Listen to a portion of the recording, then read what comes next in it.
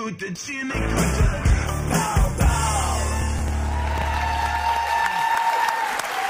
Coderre, salut. candidat à la mairie de Montréal.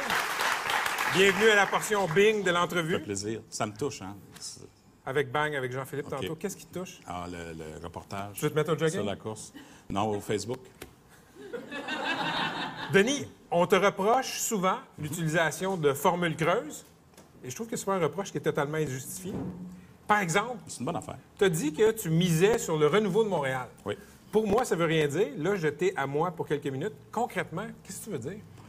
Le renouveau, ça veut dire tout simplement qu'on va mettre les bonnes personnes aux bonnes places, mais aussi, on va avoir des gens qui ont aussi jamais fait de politique, mais qui veulent redonner à leur ville parce qu'ils aiment leur ville. Le renouveau, c'est pas juste de tout scraper, là. C'est de, tu sais, on a des changements à faire, puis on a besoin aussi de 109.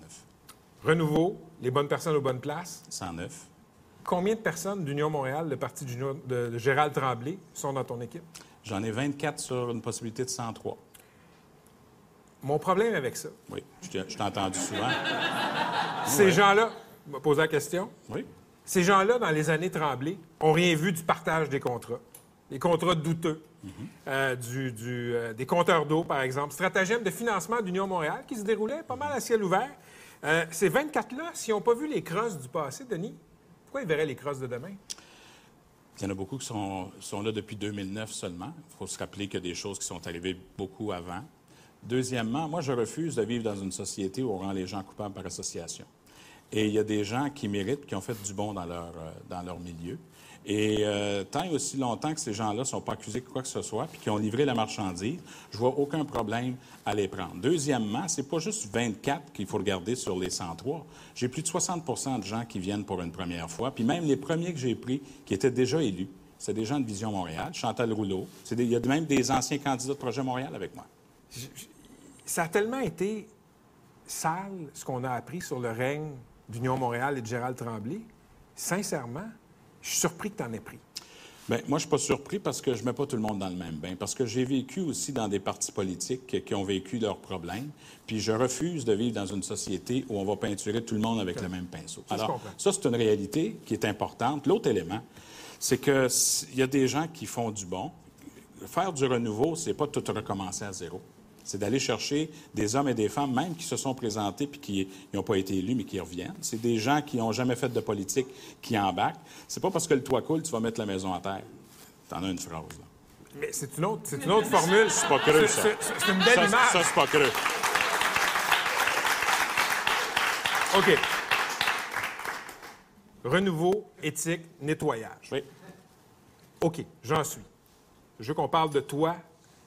Tu n'as pas été nommé dans le rapport de commission Comrie. C'est vrai que cela soit dit. Puis que j'ai rien à voir là-dedans. Et quand on fait cette association-là, pour moi, c'est une association injuste. Par contre, tu étais au Parti libéral du Canada à l'époque où ces scandales-là ont miné le parti. Toi-même, tu as fait les manchettes parce qu'à un moment donné, tu es allé dormir chez un fournisseur du gouvernement qui était un de tes amis. Ça t'a été reproché. De ces années-là... Okay, arrête là, un instant. En 1997, je venais de me faire élire. J'ai vécu le lendemain de ma campagne électorale une séparation avec mon épouse. Oui. J'ai un chum qui m'a demandé, il dit « Denis, viens coucher à la maison ». J'étais au sous-sol pendant que les enfants, puis eux, vivaient au-dessus de ma tête. À un moment donné, il faut aussi penser qu'il y a des choses humaines qui peuvent arriver, puis il ne faut pas mettre de la politique partout. Fait que la raison pourquoi j'ai couché chez cet ami-là, c'est parce que, oui, des fois, quand tu vis des moments difficiles, puis tu es dans un certain désarroi, c'est normal que quelqu'un vienne te donner un coup de main. Puis ça n'a rien à voir avec les contrats. De toute façon, j'en ai jamais donné. Mais si c'était à refaire, tu n'irais pas dormir chez un fournisseur du gouvernement qui s'adonne à être ton ami. Si c'était à refaire, si j'ai un problème, puis qu'un de mes amis me dit « Denis, viens coucher à la maison pour quelques jours », tu fais quoi? Tu dis, je vais vérifier si tu fais partie des fournisseurs du gouvernement? Non. Je dis, c'est mon chum qui dit, Denis, viens-t'en. Puis oui, je vais y aller. C'est pas un problème, ça. Qu'est-ce que tu as appris de ces années où ton parti au fédéral a été miné par des scandales et de ce scandale-là auquel tu as été associé? Bien, la première chose que tu apprends, c'est qu'il faut attendre la fin du processus pour voir c'est qui les vrais coupables. Deuxièmement, il ne faut jamais généraliser. Troisièmement, il faut être transparent, puis il faut être authentique. S'il y a des choses, il faut que tu le dises, puis tu en parles. Moi, j'ai toujours dit ce que je pensais. J'ai toujours été authentique. On me le reproche d'ailleurs. Mais c'est clair que il peut y avoir des problèmes ou des pommes pourries dans tous les partis politiques. Mais ça ne veut pas dire que tout le baril est contaminé, ça. Alors, il faut qu'on se donne des outils puis des modes de gestion qui vont empêcher justement ces possibilités, soit de collusion ou de corruption. Mais jamais je vais mettre tout le monde dans le même bain, parce que ça, c'est tellement cynique que ça veut dire qu'il n'y a rien de bon en politique. Puis moi, ben ma passion, c'est d'aider les gens, c'est d'être avec les gens. Depuis mon jeune âge, il y en a qui veulent chanter ou faire des émissions d'animation. Moi, ce qui m'intéresse, c'est d'aider les gens. Alors, c'est pas un problème de faire de la politique à temps plein, mais je ne mettrai jamais le monde dans le même bain.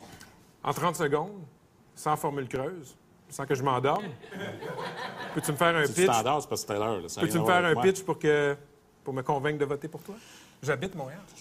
Les gens vont voter pour moi parce qu'avant tout, si on veut avoir la confiance des gens, il faut avoir la proximité avec les gens. Tu m'as vu quand tu étais au Franc-Tireur, la relation presque d'affection que j'ai avec la population. Je ne serai jamais unanime, mais les gens vont avoir leur juste, puis ils savent que quand je dois mettre le coup de poing sur la table, je le mets. Puis avec l'expérience que j'ai comme ministre, que ce soit au sport ou à l'immigration, à chaque fois, j'étais là pour livrer la marchandise. Puis je suis capable de travailler avec tous les gouvernements, je les connais, mais Montréal, avec moi, va se comporter comme une vraie métropole, pas comme un club école ou être dans une salle d'attente pour attendre que Québec nous donne quelque chose.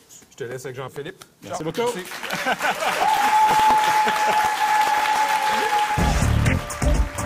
Coder, c'est un peu comme Lisée dans le sens qu'il y a le fond puis il y a la forme. Si on dose comme il faut, Coder en 2 temps, il y a du plaisir à avoir. Je t'écoute, tu m'écoutes.